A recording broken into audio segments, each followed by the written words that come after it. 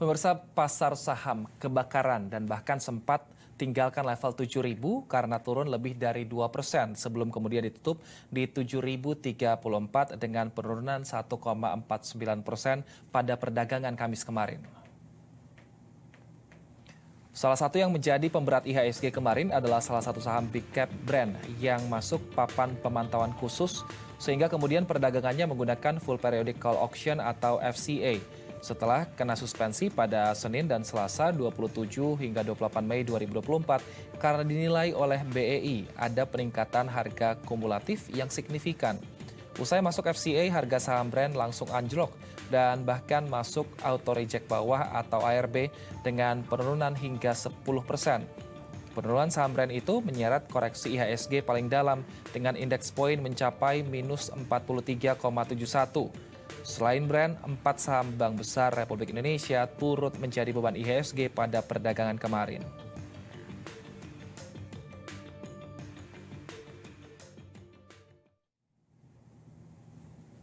Dan untuk membahas dampak brand yang masuk ke full call auction dan dampak kontroversi full call auction bagi investor, sudah terhubung bersama kami Arga Jonathan Karo-Karo, founder Creative Trading System, dan William Hartanto, founder WH Project. Selamat siang Bapak-Bapak. Baik, saya ke Pak Arga terlebih dahulu. Pak Arga, kemarin pasar kebakaran seperti itu karena tinggalkan angka 7.000 dan bahkan di penutupan sesi pertama ini juga masih di bawah 7.000, Pak. Bagaimana Anda melihat pergerakan IHSG dari kemarin hingga siang hari ini? Saya rasa ini pergerakan yang wajar dan sudah bisa diprediksi seperti dibahas juga tadi di awal bahwa hari ini juga IHSG sempat naik di awal perdagangan sampai 7.100 tapi 30 menit setelah market berjalan full call auction brand dibuka, brand langsung diturunkan lagi 10% dan otomatis sebagai at least mantan perusahaan terbesar di Indonesia sebelum masuk full call auction, tentunya itu akan memberatkan IHSG, menjatuhkan IHSG dan kemungkinan hal ini bisa berlangsung terus sampai 30 hari ke depan selama belum ada intervensi yang jelas atau perdamaian yang jelas antara pengendali saham brand dengan pihak yang memasukkan brand ke dalam full call auction. Jadi kita tunggu aja karena memang sudah terlihat jelas ya, bahkan pagi ini terlihat sangat jelas IHSG dibuka ketika brand harganya belum bisa bergerak dalam kondisi positif sampai 7.100-an bahkan tadi pagi. Setelah dibuka langsung anjlok, langsung ke zona merah dan sekarang udah ditutup kembali di bawah 7.000 lagi. Menurut saya sih sesimpel itu sih kondisi IHSG sekarang ya. Kita tinggal tunggu aja apakah ada pertanggungjawaban dari pihak-pihak yang sudah memasukkan brand ke full call auction atau akan dibiarkan seperti ini terus sampai lebih banyak lagi investor yang mengalami kerugian. Seperti itu sih, sesimpel itu. Baik, kalau Pak William pendapatnya seperti apa Pak melihat saham yang kapitalisasinya di pasar saat ini terbesar namun tiba-tiba terjerembab dan masuk PPK ini Pak? Ya, kalau lihat dari kasusnya brand ini agak aneh ya, penyebab masuk full call auction-nya itu saya pelajari ternyata karena penghentian perdagangan lebih dari 1 hari. Dan kata lain bukan masalah dari dalam emiten ya, tapi daripada perdagangannya sendiri. Dan karena efek bobot, saya sepakat sama Pak Arga yang tadinya IHSG di awal sesi masih menguat sentuh 7.100. Begitu full call auction brand dibuka, efeknya brand benar-benar luar biasa, langsung bawa IHSG turun di bawah 7.000 ya. Jadi memang kelihatannya dari IHSG ini kesimpulannya gampang aja, memang efek bobot dari brand aja gitu. Baik, memang brand ini cukup berdampak ya. Tapi brand ini kan menyebut bahwa minat investor asing meningkat seiring dengan masuknya saham ke beberapa indeks besar di luar negeri seperti FTSE Global Equity kategori large cap. Nah, namun ironisnya kemudian ini sahamnya kena suspensi dan saat dibuka langsung masuk papan pemantauan khusus dengan perdagangan full call auction sehingga kemarin pun langsung auto reject bawah. Nah, kalau misalnya Pak Arga dan juga Pak William ini melihatnya seperti apa? Padahal sudah masuk indeks besar di luar negeri. Saya ke Pak Arga terlebih dahulu. Sebenarnya kenaikan investor asing sudah masuk jauh sebelum masuk ke FTSE. Dan sebenarnya memang brand ini ironis di bursa kita bahwa sebenarnya brand ini sangat dihargai di luar negeri, tapi begitu dianaktirikan di dalam negeri. Bahkan perlu kita ketahui brand ini sampai detik ini belum masuk ke LQ45, padahal dia udah perusahaan nomor 1 di Indonesia. Jadi memang saya nggak tahu apa kesalahan dari brand ini. Bahkan tadi Mas William bilang dia itu masuk FCA karena disuspend lebih dari 1 hari. Sementara yang mensuspend sendiri itu BEI sendiri gitu, tanpa sebab yang jelas disuspend. Padahal kalau ngomong kenaikan, kita ngomong kenaikan 2 minggu terakhir aja yang membuat brand kembali disuspend. Yang kedua, itu masih ada puluhan saham di bursa kita yang naik jauh lebih tinggi dari brand. Kalau bicara valuasi, masih banyak saham yang pairnya lebih tinggi dari brand saat ini. Cuma memang mungkin ada salah atau apa yang membuat brand ini masuk dianaktirikan, nggak masuk indeks di Indonesia, indeks-indeks penting di Indonesia, walaupun di luar negeri sudah diakui sebagai saham yang masuk FTSE, dan investor asing pun sudah masuk sejak beberapa bulan yang lalu. Itu yang menyebabkan harga saham brand naik. Sebenarnya tidak berbeda dengan BCA, BRI, Mandiri yang akan selalu naik kalau asing masuk dan akan selalu turun kalau lokal masuk seperti sekarang. Baik, Seperti kalau itu. Pak William tanggapannya seperti apa, Pak? Ya, kurang lebih mirip ya. Jadi kalau soal minat asingnya memang kelihatan, bahkan sampai kemarin dengan perdagangan FCA pun saya cek ternyata brand masih mengalami net buy investor asing. Jadi minat investor asing kan benar-benar kelihatan. Nah, terus dengan kondisi sekarang atau rejection bawah ini, apa yang bisa saya simpulkan, mungkin kalau saya lihat investor asing kalau memang masih minat malah akan melihatnya sebagai diskon ya, karena dijatuhkan dengan kondisi yang tidak wajar harga sahamnya, sehingga kalau memang minatnya masih tinggi maka sepanjang brand masih dalam kondisi full call auction, kita akan lihat net buy asing masih terjadi di sini. Kira-kira seperti itu yang saya lihat sejauh ini ya dari pergerakan asingnya di saham brand. Baik, tapi Pak William secara fundamental bagaimana Anda melihat kinerja emiten brand sendiri saat ini? Begini, kalau soal fundamental sih saya, maaf dulu sebelumnya saya nggak terlalu paham soal fundamental. Tapi sejauh yang saya perhatikan dari kasusnya brand ini kan tidak ditemukan masalah pada fundamentalnya ya. Jadi kita bisa katakan mungkin fundamental tidak ada masalah, atau kalaupun kita bicara valuasi bisa aja kenaikan saham melebihi valuasi wajarnya, itu saya juga kurang tahu. Tapi di sini dengan kondisi dia masuk papan pemantauan khusus, saya kira nggak ada hubungannya dengan fundamentalnya sama sekali saat ini. Soal kenaikan harga itu kan semua kembali pada supply and demand dari respon pelaku pasar. Kalau memang masih disukai, masih dianggap sebagai saham yang layak dibeli, dibantu juga ada sentimen dari investor asingnya net buy juga, saya kira penguatan brand itu akan jadi hal yang wajar karena memang pilihan dari pelaku pasar untuk buat harga sahamnya lanjut naik. Baik, lantas Pak William sebaiknya apa yang dilakukan investor selama 1 bulan ke depan untuk menyikapi brandnya ini? Baik, untuk kondisi full call auction ini selama 30 hari tentu sarannya adalah wait and see sambil mengukur apakah penurunan saham brand ini masih layak atau enggak. Dan kalau kita bicara sebagai investor, investor akan mengukur valuasi dong, apakah harga brand ini yang lagi turun masuk valuasi yang mereka suka atau tidak, momentum yang masih cocok atau enggak, itu nanti akan perlu diperhatikan sampai dengan 30 hari ke depan. Kira-kira seperti itu ya yang menurut saya bisa dilakukan oleh investor saat ini. Baik, Karena kan dengan full call auction mau beli dan jual juga susah kan, bid offer-nya aja nggak kelihatan gitu. baik. Pak Arga, kalau Pak Arga sendiri melihatnya secara fundamental seperti apa kinerja emiten brand ini dan kira-kira apa yang menurut Pak Arga sebaiknya dilakukan oleh para investor selama 1 bulan ke depan? Secara fundamental, saya punya saham brand sejak IPO dan sejak IPO sampai sekarang saya nggak tahu brand ini fundamentalnya apa. Jadi saya sendiri nggak tahu masalahnya di mana. Kalau fundamentalnya sendiri nggak diketahui, saya rasa nggak akan ada masalah yang muncul dari fundamental tersebut. Secara valuasi memang pairnya sejak awal IPO dikatakan tinggi. Jadi valuasinya tinggi. Kalau kita baca analis fundamental mengatakan sejak IPO di 800 pun tinggi. Jadi wajar kalau harganya 11-12 ribu dikatakan tinggi juga. Jadi sebenarnya nggak ada perubahan berarti sih secara fundamental. Sisanya saya nggak tahu sih sebenarnya ini perusahaan apa, tapi yang pasti brand identitasnya adalah perusahaan terbesar di Indonesia. Kalau sebagai investor, saya pribadi jujur masih terjebak di saham brand, terjebak di FCA sebenarnya. Karena di saham brand sendiri saya sangat happy sebagai investor, terjebak karena FCA, nggak bisa jualan, nggak bisa average down karena bid offernya disembunyikan. Ya banyak-banyak berdoa sih saya pribadi, nggak tahu lagi harus ngapain karena ini kebijakan. Tentunya harapannya memang akan ada pertimbangan, karena kalau bursa turun terus menerus, IHSG dibuat turun terus menerus seperti ini, tentunya lama-kelamaan akan ada media asing yang menyoroti, karena menurut saya ini kejadian yang sangat memalukan. Perusahaan terbesar di satu negara disuspend selama 30 hari untuk hal yang tidak bisa dijelaskan. Menurut saya ini sangat memalukan. Mudah-mudahan kebijakan itu segera direvisi dan pihak-pihak yang bertanggung jawab tentunya harus diberikan sanksi sebesar-besarnya seperti itu. Nah, kalau Pak Arga sendiri memproyeksikan fluktuasinya ke depannya akan seperti apa untuk ke IHSG ini? Karena brand ini jadi salah satu penopang untuk IHSG kita. Apakah memang ada support resistance tertentu yang perlu diwaspadai, Pak Arga? Nggak ada sih. Support resisten itu hanya bercandaan aja sih sebenarnya. Cuma kalau fluktuasi IHSG itu ya, sebenarnya di IHSG itu disebabkan oleh dua pihak ya, naik turunnya IHSG. Pertama adalah penyebab kejatuhan IHSG, kita nggak usah mention brand juga, adalah aksi panik buying investor dalam negeri. Kalau perlu kita ketahui, misalnya sejak tanggal 21 aja, pasti 2 minggu yang lalu, itu investor dalam negeri sudah memborong saham di bursa kita lebih dari 6,5 triliun. Itu tentunya berita yang sangat buruk. Dimana kalau investor lokal panik buying, artinya investor asing bisa jualan.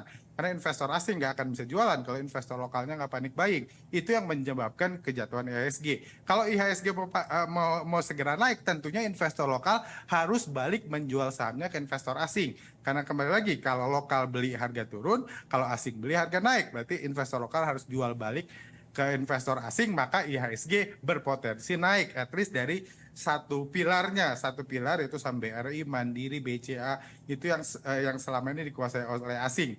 Jadi itu pertama, tentunya kalau itu belum terjadi ya, kalau itu nggak terjadi dan brand masih FCA ya, kita cuma berharap aja gitu ada kebaikan dari saham brand sehingga tidak di ARB-kan setiap hari dan tidak naik. Jadi kita cuma bisa berharap dari investor asing yang kembali menaikkan saham blue chip, atau dari saham brand yang either FCA-nya dicabut atau memang harganya kembali dinaikkan meskipun FCA. Karena sebenarnya meskipun memang mayoritas saham di FCA itu harganya dibanting turun bahkan mendekati Rp1, tapi sebenarnya masih ada saham di FCA yang dinaikkan juga, masih ada. Dan sebenarnya biaya menaikkannya juga nggak terlalu mahal sih, cuma mungkin ini lagi perang kepentingan nih, perang adu kekuatan. Siapa yang lebih kuat? Apakah BEI, apakah brand yang lebih kuat supaya mendorong saham brand segera dicabut FCA-nya, dan kalau bisa dikasih bandrol khusus bahwa tidak akan pernah disuspend lagi saham ini. Baik, kalau menurut Pak William, fluktuasi seperti apa yang diproyeksikan terhadap IHSG akibat dari brand ini? Tapi Pak William jangan dijawab dulu karena kita akan jeda terlebih dahulu. Pak William dan juga Pak Arga, pemirsa tetaplah bersama kami di Investor Market Today.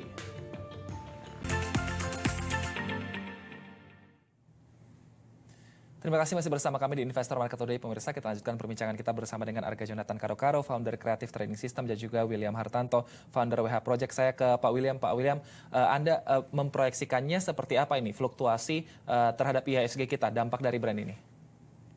Ya, masih tinggi fluktuasinya seperti yang terjadi hari ini aja. Dari IHSG-nya posisi menghijau tiba-tiba turun di bawah 7.000 gitu kan. Dan itu benar-benar terjadi bersamaan saat brand ARB ya. Jadi hal seperti ini masih boleh diekspektasikan untuk terjadi sampai 30 hari ke depan. Cuman kalau soal brandnya sendiri, menurut saya nggak semua saham FCA pasti turun terus ya. Dan maksudnya dalam artian gini, 30 hari ke depan, menurut saya itu belum tentu menjadi jaminan bahwa saham brand akan ARB terus. Jadi memang ada kemungkinan saham ini bisa aja suatu ketika akan dalam perjalanan sebagai saham FCA itu bisa aja mengalami rebound atau mungkin berhenti satu harga doang gitu. Itu bisa aja membantu mengurangi tekanan pada IHSG, dan juga kita tentunya sambil harapkan ya apakah saham-saham blue chip bisa mengalami rebound atau tidak. Kalau diukur secara teknikal memang IHSG masih ada support itu pada 6.884. Kita coba aja apakah di situ bisa bertahan atau tidak.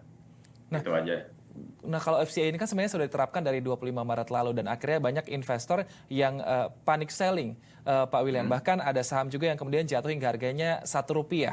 Nah, kalau Anda melihatnya ini seperti apa, Pak William? Bisa menjadi peluang dan bisa menjadi masalah. Karena begini, kalau kita bicara tentang penyebab FCA-nya dulu aja.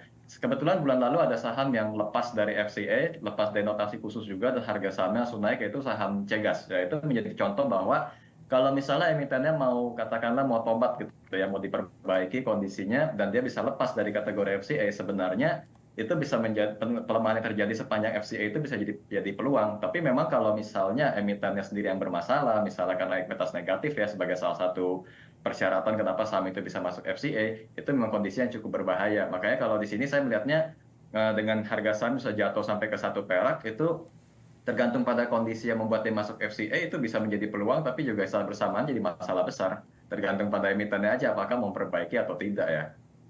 Nah, kalau Pak Arga melihatnya seperti apa, Pak? Sampai ada yang panic selling, akhirnya bahkan ada yang turun harganya di Rp1.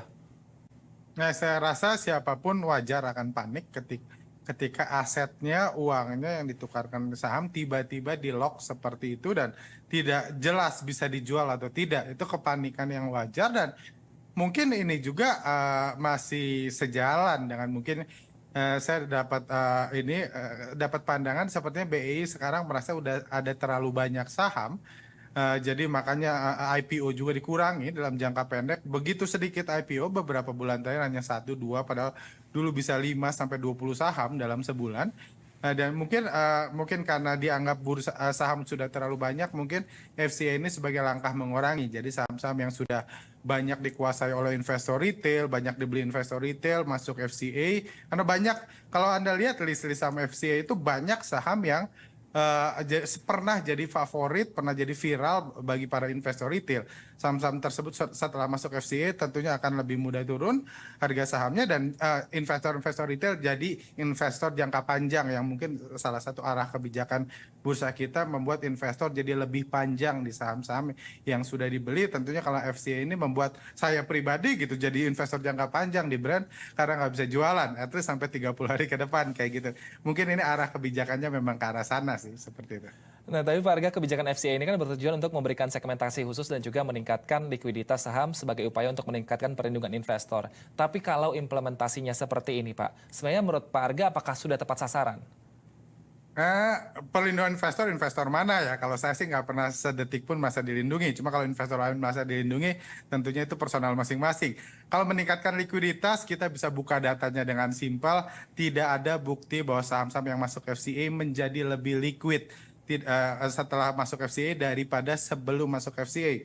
Kita bisa buka datanya dan tentunya jadi kalau memang BI pengen transaksi meningkat, FCA bukan langkah yang baik. Tapi kalau perlindungan buat investor tertentu, at least saya sih tidak merasa dilindungi.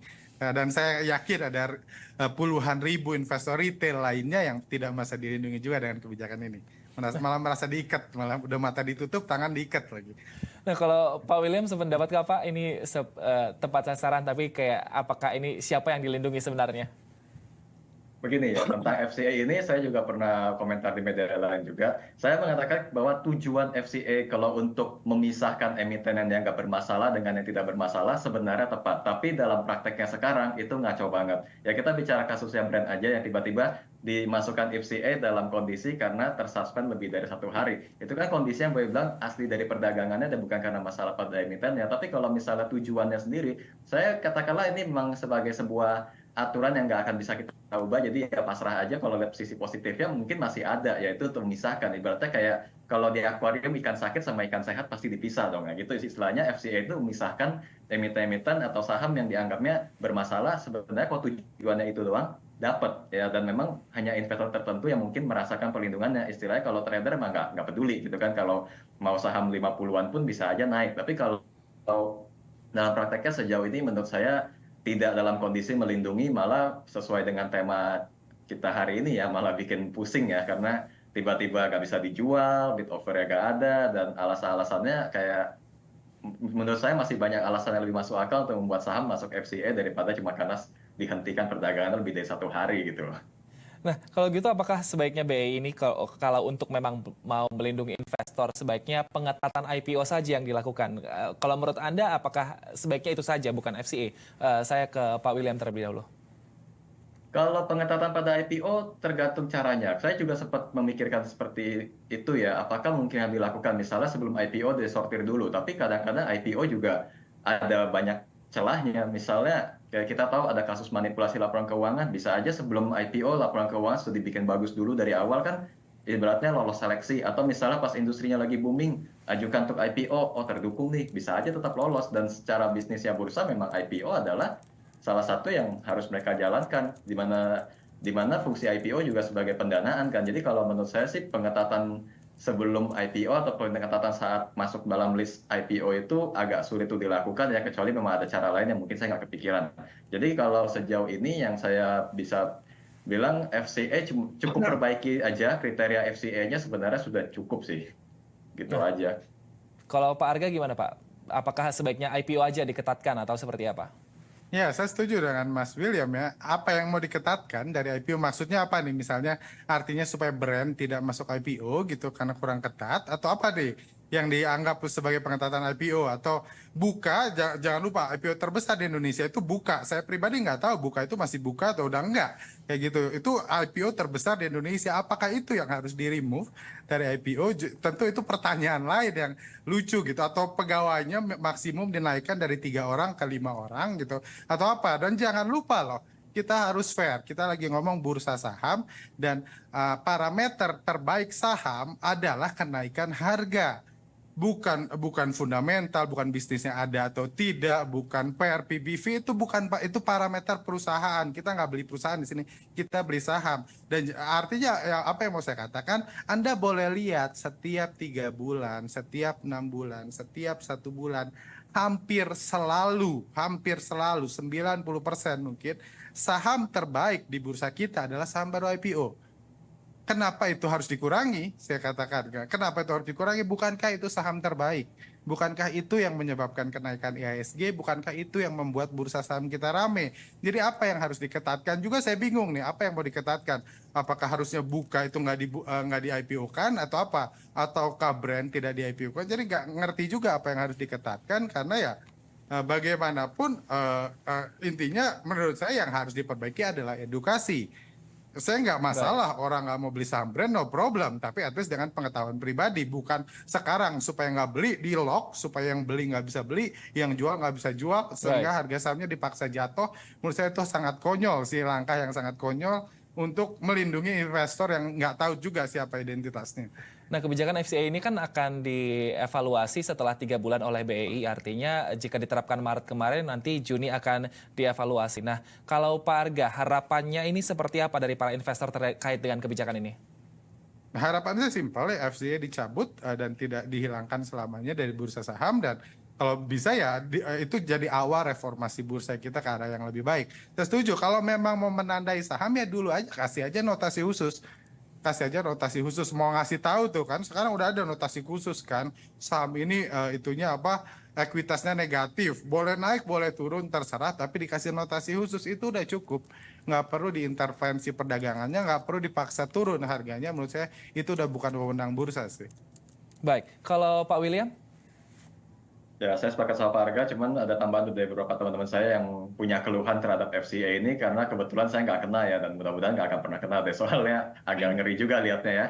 Gini, beberapa dari mereka mengeluhkan bahwa transaksi nggak transparan. Istilahnya kalau memang sudah emitennya kena hukum perdagangannya, ya udah kasih kesempatan exit. Karena perlindungannya nggak ada ketika bid offer nggak ada, mau buang di harga berapa, gitu kan. Akhirnya kalau kita lihat saham-saham FCA itu pilihannya kok nggak reject atas, reject bawah. Pas rebound reject atas, pas jatuh reject bawah. Nggak akan pernah ada perdagangan yang full gitu pada akhirnya. Jadi mereka berharap kalaupun misal FCA ini nggak bisa dicabut, ya harapan terbesar sih cabut. Tapi kalau saya nggak bisa dicabut, minimal perdagangannya transparan supaya perlindungannya benar-benar bisa dilakukan. Kasih notasi khusus bahwa itu bahaya, oke, tapi kasih gua kesempatan exit bahwa itu bahaya, oke, tapi kasih gua kesempatan exit. Kondisi FCA tidak bisa dihilangkan lagi nih. Salahkan itu ada juga aturan free float. Jadi kebetulan ada saham yang free floatnya itu tidak menti ya, di bawah 7,5%. Tapi secara fundamental dan lain-lainnya tuh nggak ada masalah, tiba-tiba kena FCA. Itu salah satu juga yang jadi keluhan yang diharapkan oleh beberapa investor di luar sana supaya bisa diperbaiki. Saya kira itu aja sih. Baik, kita nantikan seperti apa evaluasi dari kebijakan ini dan juga nanti ke depannya penerapannya seperti apa. Terima kasih atas waktu dan juga informasinya Pak Arga Jonathan Karu-Karu, founder Creative Trading System, dan juga Pak William Hartanto, founder WH Project telah bergabung bersama kami di Investor Market Today. Sehat selalu Bapak-Bapak. Terima kasih. Thank you. Dan pemirsa, kami masih akan hadir kembali usai jeda dengan informasi menarik lainnya. Tetaplah bersama kami.